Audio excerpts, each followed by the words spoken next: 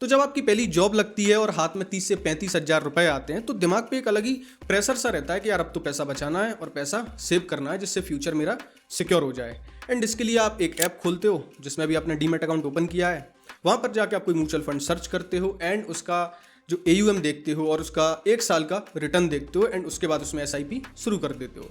And आप सोचते हो अब तो मेरा फ्यूचर सिक्योर हो जाएगा यार, मैंने SIP शुरू कर ली, अब मेरी बनेगी वेल्थ। लेकिन रियलिटी में आप इतनी सारी चीज़ें मिस कर चुके हो कि अगर ऐसे ही आप इसी म्यूचुअल फंड में पैसा निवेश करते रहे तो सिर्फ 5 से 10 सालों में आपके फाइनल कॉर्पस में 4 से 5 लाख रुपए तक का डिफरेंस आ जाएगा। आपको एक चीज समझनी चाहिए कि म्यूचुअल फंड कोई अलादीन का चिराग नहीं है कि इसे जिस भी तरीके से रगड़ोगे लेकिन इसमें से सिर्फ पैसा निकलेगा।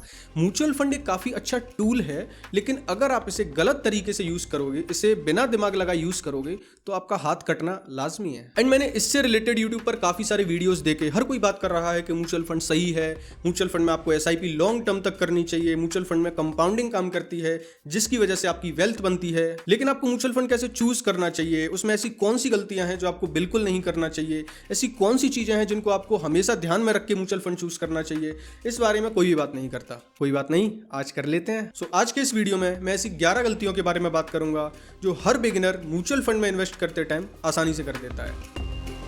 लेकिन उससे पहले अगर आप मुझे इस चैनल पर पहली बार देख रहे हैं, मेरा नाम है पीयूष। नहीं सुना क्या? चलिए कोई बात नहीं। तो इस चैनल के माध्यम से मैं आप लोगों के साथ अपनी फाइनेंशियल लर्निंग्स शेयर करता हूं। अगर आपको वीडियो अच्छा लगे तो प्लीज़ वीडियो को लाइक करिए एंड चैनल को सब्सक्राइब करिए। आपके लिए सब्सक्राइब करना फ्री है, यहाँ पर कोई भी नेटफ्लिक्स या अमेजोन की तरह यहाँ पर कोई सब्सक्रिप्शन नहीं लगता, तो आप सब्सक्राइब कर सकते हो। आपके एक सब्सक्राइब करने से मुझे ऐसी वीडियोस बनाने का काफ़ी मोटिवेशन मिलता है। तो वीडियो के लिए मैं 11 गलतियों को 4 अलग अलग कैटेगरीज में डिवाइड करूंगा जिससे आपको एक क्लियर पिक्चर मिले। तो सबसे पहली गलती है प्लान टाइप का चूज करना, यानी कि जिस म्यूचुअल फंड में आप अपना पैसा इन्वेस्ट करने वाले हो उसका जो प्लान है वो रेगुलर है या डायरेक्ट है। होता क्या है, मोस्टली लोग जो अपना म्यूचुअल फंड का प्लान लेते हैं वो या तो अपने बैंक मैनेजर से लेते हैं या किसी एजेंट से लेते हैं। एंड जब भी आपको कोई बैंक मैनेजर या कोई म्यूचुअल फंड का एजेंट आपको म्यूचुअल फंड देता है तो आपको लगता है कि मुझे सर्विस फ्री में मिल रही है, बढ़िया है, इनका भी काम हो रहा है। एक्चुअल में सिर्फ प्लान टाइप के अलग होने की वजह से आपका जो एक्सपेंस रेशियो है वो डबल हो जाता है। मैं पहले एक्सपेंस रेशियो बता देता हूं आपको। तो एक्सपेंस रेशियो एक फीस होती है। तो जब आप किसी म्यूचुअल फंड में अपना पैसा निवेश करते हो तो वो म्यूचुअल फंड वाले आपके बिहाफ पे आपके लिए रिसर्च कर रहे हैं, पैसा आपका मैनेज कर रहे हैं, तो इसके बदले में वो एक छोटा सा कमीशन लेते हैं जिसे बोलते हैं एक्सपेंस रेशियो। तो वैसे तो ये एक्सपेंस रेशियो हर तरीके के म्यूचुअल फंड में होता है, लेकिन जब भी आप म्यूचुअल फंड का जो प्लान होता है वो डायरेक्ट की जगह रेगुलर चूज करते हो तो उससे कितना बड़ा डिफरेंस आता है आइए मैं वो बताता हूँ। तो इसके लिए मैं वैल्यूरिसर्चonline.com पर आ गया हूँ एंड यहाँ पर हम पराग पारिक फ्लेक्सी कैप के एग्जाम्पल से समझेंगे।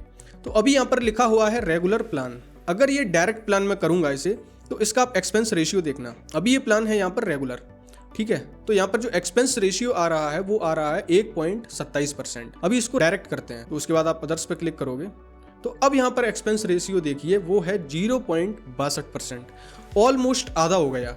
तो सिर्फ इस एक गलती की वजह से आप 10 से 15 सालों में अपने 4 से 5 लाख रुपए बचा सकते हो, क्योंकि सिर्फ रेगुलर प्लान होने की वजह से आपका जो एक्सपेंस रेशियो है वो डबल हो जाता है। एक चीज याद रखो, एक्सपेंस रेशियो जो आपका जाता है वो आपसे लिया नहीं जाता। आप जो भी SIP के थ्रू पैसा डालते हो या लमसम के थ्रू पैसा डालते हो उस पैसे में से ही उस कमीशन को काट लिया जाता है, उसके बाद आपका पैसा निवेश किया जाता है। तो इसलिए ये आपको दिखता नहीं है कि मेरा पैसा कितना कट रहा है एक्सपेंस रेशियो में। लेकिन अगर आपने म्यूचुअल फंड का जो प्लान है वो डायरेक्ट की जगह रेगुलर चूज किया है तो हमेशा आपका एक्सपेंस रेशियो डबल कटेगा। दूसरी गलती है सिर्फ 1 साल का पॉइंट टू पॉइंट रिटर्न देखना, यानी कि इसने पिछले 1 साल में कितना रिटर्न दिया है या पिछले 3 साल में कितना रिटर्न दिया है। इसे मैं आपको एक एग्जाम्पल से समझाता हूँ। फॉर एग्जाम्पल, आप एक गाड़ी में बैठे हो, कभी वो गाड़ी चलती है 100 किलोमीटर पर आवर की स्पीड से एंड दूसरी तरफ वो चलती है कभी कभी 20 किलोमीटर पर आवर की स्पीड से, यानी कि उसकी स्पीड है उसमें फ्लक्चुएशन काफ़ी ज़्यादा हो रहे हैं। दूसरी गाड़ी है वो 60-70 की स्पीड से चलती रहती है, कभी 60 कभी 70, यानी कि कंसिस्टेंसी है उसकी स्पीड में, जिसकी वजह से आपकी जो राइड होगी वो कंफर्टेबल होगी। अब यहाँ पर मैं आपको बताना चाहता हूँ कि जब भी आप रिटर्न देखते हो तो आपको सिर्फ पॉइंट टू पॉइंट रिटर्न नहीं देखने हैं, आपको रोलिंग रिटर्न्स देखने हैं। इसको आप फ्री में देख सकते हो rupeevest.com पर। तो यहाँ पर भी मैंने पराग पारिक फ्लेक्सी कैप फंड का एग्जाम्पल लिया है एंड यहाँ पर आप रिटर्न्स देखोगे तो यहाँ पर जो आपको रोलिंग रिटर्न्स दिख रहे हैं वो ऐसे नहीं। अच्छा, मैं आपको पहले ये समझा दूँ रोलिंग रिटर्न्स दिखते कैसे हैं।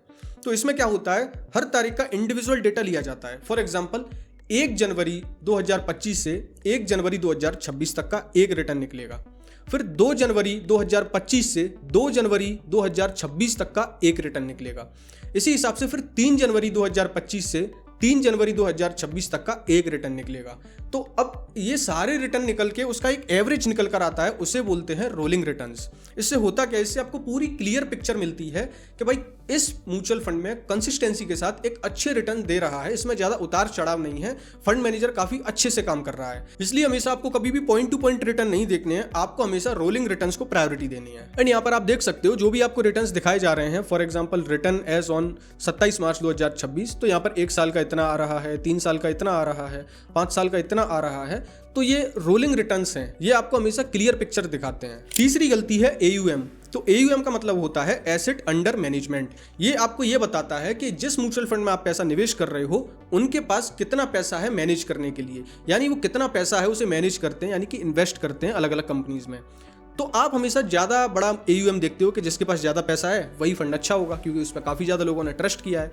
लेकिन प्रॉब्लम यह है, जब आप लार्ज कैप म्यूचुअल फंड में निवेश करते हो वहाँ पर AUM देखते हो तो वहाँ तो कोई प्रॉब्लम नहीं है। लेकिन जब आप स्मॉल कैप कंपनीज में निवेश करते हो, यानी कि आप स्मॉल कैप म्यूचुअल फंड में पैसा निवेश कर रहे हो, तो स्मॉल कैप म्यूचुअल फंड में जब आप पैसा निवेश कर रहे हो तो उसका मेन मोटिव क्या है, वो सिर्फ स्मॉल कैप कंपनीज में ही पैसा निवेश कर सकता है।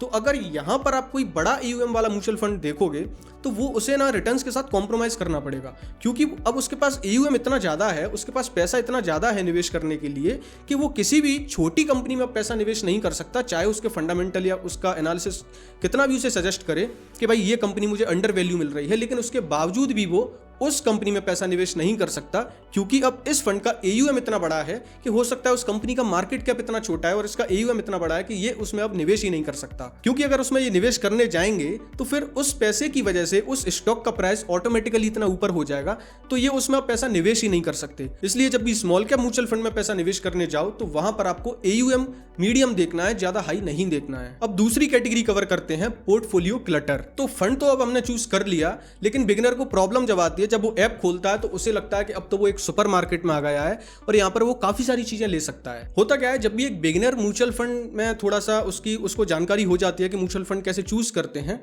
तो फिर उसके बाद वो ज्यादा ही कॉन्फिडेंस में आके 2-3 small cap fund, 2-3 flexi cap, 2-3 large cap, ये वाला म्यूचुअल फंड मेरे दोस्त ने सजेस्ट किया था, ये वाला अंकल ने सजेस्ट किया था, तो इस तरीके से वो काफी बड़ा म्यूचुअल फंड में, मतलब उसके म्यूचुअल फंड में पोर्टफोलियो में 7 से 8-9 म्यूचुअल फंड हो जाते हैं। देखो, आपको एक चीज ये समझने की जरूरत है, जब आप म्यूचुअल फंड में पैसा निवेश करते हो ना, तो वहां पर एक म्यूचुअल फंड में 40 से 50 कंपनीज में पैसा निवेश किया जाता है। अब जब आप 5 से ज्यादा mutual fund, like 7, 8, 9 mutual fund जब पैसा निवेश करते हो उनमें SIP के थ्रू या लमसम, तो वहां पर आप देख रहे हो आपने कितनी ज्यादा कंपनीज उनमें सिमिलैरिटीज होंगी। मतलब एक चीज समझो, आपने एक ही कैटेगरी के 2 या 4 म्यूचुअल फंड अगर आपने अपने पोर्टफोलियो में रखे हुए हैं, तो उसमें 70 से 80% जो कंपनी होंगी वो तो सेम होंगी। एंड आप फालतू में अलग अलग जगह जाके एक्सपेंस रेशियो दे रहे हो, फालतू में इतना अपने दिमाग के ऊपर लोड दे रहे हो कि इतने सारे म्यूचुअल फंड्स को ट्रैक करना है। एंड ऑलरेडी उन सारी कंपनीज में ओवरलैपिंग हो रही है, यानी कि वो कंपनीज जो किसी एक म्यूचुअल फंड में है, काफ़ी हद तक चांसेज है कि वो उन और म्यूचुअल फंड्स में भी होगी उसी कैटेगरी के। तो हमेशा जब आप किसी भी म्यूचुअल फंड में निवेश करो तो कोशिश ये रखो कि हमेशा एक कैटेगरी का एक ही म्यूचुअल फंड होना चाहिए। एंड जो भी कैटेगरीज में आप निवेश करना चाहते हो, तो टोटल मिला के 3 से ज़्यादा म्यूचुअल फंड आपके पोर्टफोलियो में नहीं होने चाहिए, क्योंकि उससे ज़्यादा अगर आपके पोर्टफोलियो में म्यूचुअल फंड्स हैं तो 2 चीज़ें हो गई। एक तो यहाँ पर ओवरलैपिंग हो रही है, यानी कि वो कंपनीज और म्यूचुअल फंड में भी हो सकती हैं। दूसरी चीज़, यहाँ पर ओवर डाइवर्सिफिकेशन हो रहा है, क्योंकि अब अगर आप 3 म्यूचुअल फंड से ज़्यादा रख रहे हो तो आपका जो पैसा है वो 200-300 कंपनीज में पैसा निवेश किया जा रहा है, तो वहाँ पर रिटर्न जो होते हैं वो ऑलरेडी कॉम्प्रोमाइज हो जाते हैं, क्योंकि यहाँ पर ओवर डाइवर्सिफिकेशन हो गया है। 5वीं गलती है NFO का फोमो। तो जब भी कोई न्यू फंड ऑफर होता है तो उसकी जो यूनिट की एक प्राइस होती है जिसे बोलते हैं NAV, तो NAV उसकी 10 रुपये, 20 रुपये या 50 रुपये होती है। तो जो बिगिनर्स होते हैं उन्हें लगता है यार सस्ते में मिल रहा है, काफ़ी अच्छा म्यूचुअल फंड है, इसी में पैसा निवेश कर देते हैं, अभी इनकी स्टार्टिंग हो रही है।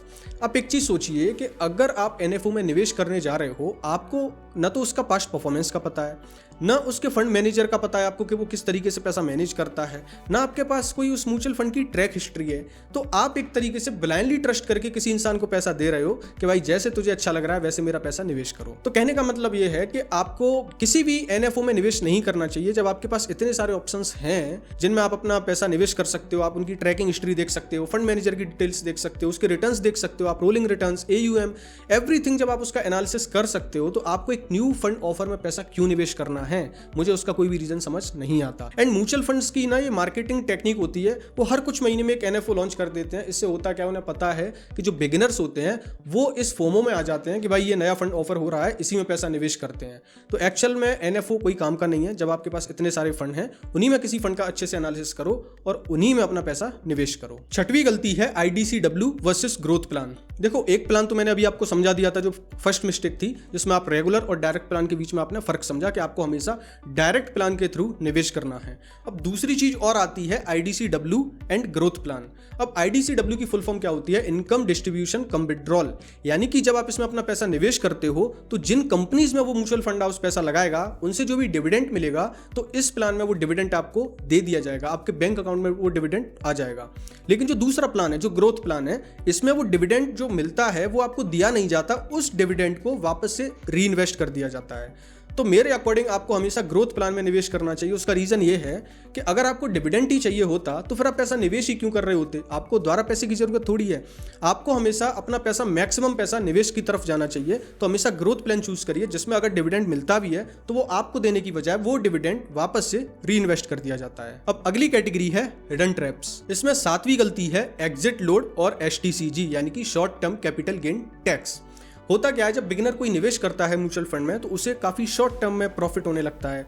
कभी कभी हो जाता है तुक्के से, तो उसे लगता है यार प्रॉफिट हो रहा है, इसे तो निकाल लेना चाहिए, इसे विड्रॉ कर लेना चाहिए। तो वो जाएगा, म्यूचुअल फंड जो उसके पास यूनिट है उन्हें सेल कर देगा मार्केट में, एंड पैसा अपना विड्रॉल करके बड़ा खुश होगा कि वाह प्रॉफिट कमा लिया। यहाँ पे दो प्रॉब्लम हो गई। पहली चीज, जब भी आप किसी म्यूचुअल फंड में निवेश करते हो तो मोस्टली म्यूचुअल फंड में एक एग्जिट लोड होता है। तो एग्जिट लोड का मतलब यह है कि एक सर्टेन टाइम पीरियड से पहले आप अपना पैसा किसी भी म्यूचुअल फंड से विड्रॉ करते हो तो उस विड्रॉल किए गए पैसे पर एक एग्जिट लोड लगता है जो 1% तक होता है।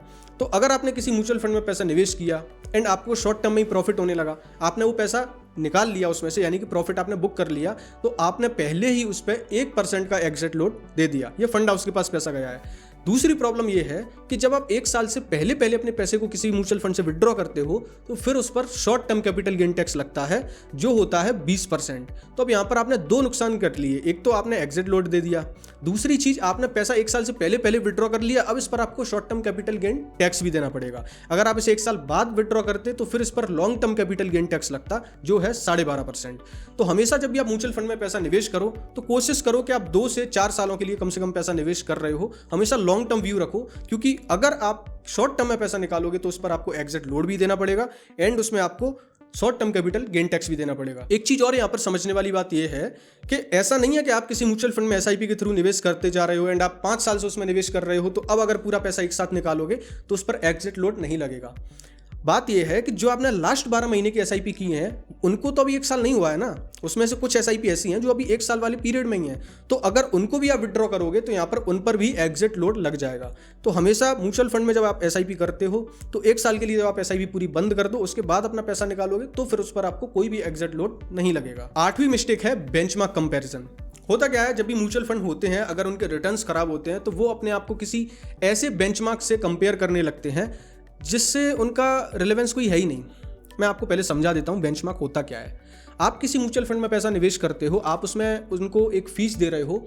आप फीस किस लिए दे रहे हो? जिससे ये म्यूचुअल फंड है ये आउट परफॉर्म करे किसको? अपने बेंचमार्क को। कोई ना कोई तो बेंचमार्क होगा ना, तो अगर उस बेंचमार्क को वो आउट परफॉर्म नहीं करेगा तो फिर आप उसमें पैसा निवेश ही क्यों कर रहे हो, फिर आप उसको फीस दे ही क्यों रहे हो? तो जब कोई म्यूचुअल फंड अच्छा परफॉर्म नहीं करता तो उसको किसी गलत बेंचमार्क से कंपैरिजन करके उसका डेटा आपको दिखाया जाता है। तो ये गलती आपको बिल्कुल नहीं करनी है। हमेशा जिस भी म्यूचुअल फंड में आप पैसा निवेश करो तो आपको हमेशा उसे सही बेंचमार्क से उसका कंपैरिजन करना है। तो कुल मिलाकर बात इतनी सी है कि हमेशा आपको म्यूचुअल फंड में निवेश करने से पहले उसको बेंचमार्क से कंपैरिजन करना है या उसका आपको अल्फा देखना है। अल्फा भी आपको ये बताता है कि इस फंड ने अपनी कैटेगरी से कैसा परफॉर्म किया है। अल्फा जितना ज्यादा होगा उतना फंड अच्छा होता है। तो अब टेक्निकल बातें बहुत हो गई, अब थोड़ी सी साइकोलॉजिकल चीजों को समझते हैं, क्योंकि आपने कितनी भी टेक्निकल चीजें फॉलो कर ली लेकिन आपकी साइकोलॉजी क्लियर नहीं है ना, तो फिर आप म्यूचुअल फंड में वेल्थ बना ही नहीं सकते। तो अगली कैटेगरी कवर करते हैं बिहेवियरल मिस्टेक्स। इसमें 9वीं गलती है मार्केट क्रैश में एसआईपी रोक देना।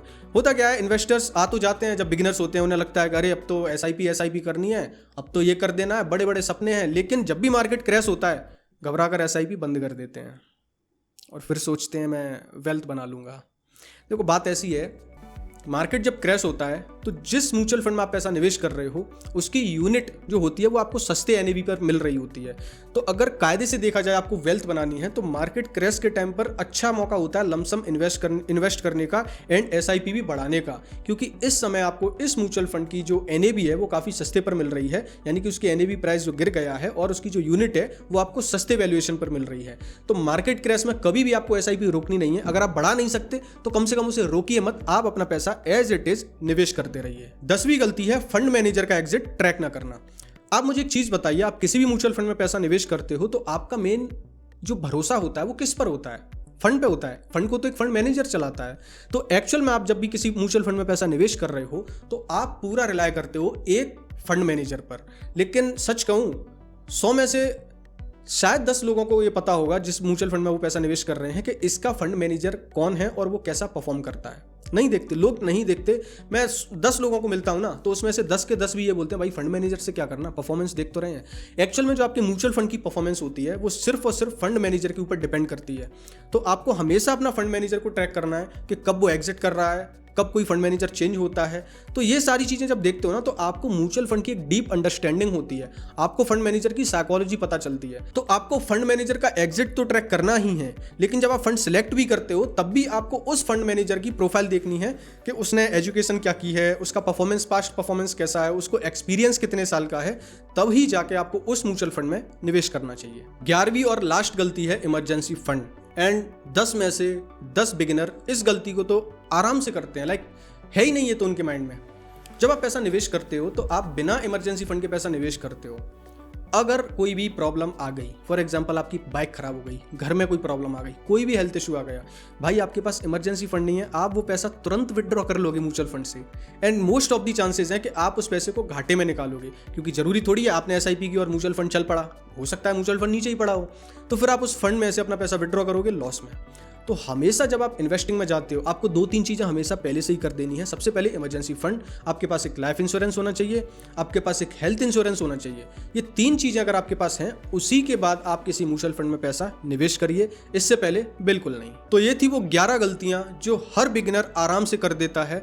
एंड ये 11 गलतियों को हल्के में बिल्कुल मत लेना, ये आपके पोर्टफोलियो पर बहुत बड़ा इंपैक्ट डालती हैं। एंड आपको इस वीडियो को देखने के बाद वापस जाना नहीं है कहीं भी, आप अपना ऐप खोलिए, जिस भी ऐप के थ्रू आप निवेश करते हो उस ऐप में जाइए और अपने फंड का ओवरव्यू लीजिए, उसका एनालिसिस कीजिए, एक तरीके से उसको रिव्यू करिए। अगर आप पहले से किसी फंड में निवेश कर रहे हो कि वो फंड में क्या ये सारी चीज़ें अप्लाई होती हैं, क्या वो डायरेक्ट प्लान है, क्या वो ग्रोथ प्लान है, क्या आपको उसके फंड मैनेजर के बारे में पता है, क्या आपने उसके रोलिंग रिटर्न्स देखे हैं, और बिहेवियरल मिस्टेक तो आपके अकॉर्डिंग आपके दिमाग से होनी चाहिए। तो ये सारी चीज़ें उसका एनालिसिस करिए, उसके बाद किसी म्यूचुअल फंड में पैसा निवेश करिए। अब अगर आपको इस वीडियो से इतनी सी भी हेल्प हुई है तो प्लीज़ वीडियो को लाइक करिए एंड चैनल को सब्सक्राइब करिए। इसी के साथ मैं वीडियो एंड करता हूँ। अब आपसे मुलाकात होगी अगली वीडियो में, तब तक के लिए अपना ख्याल रखिए।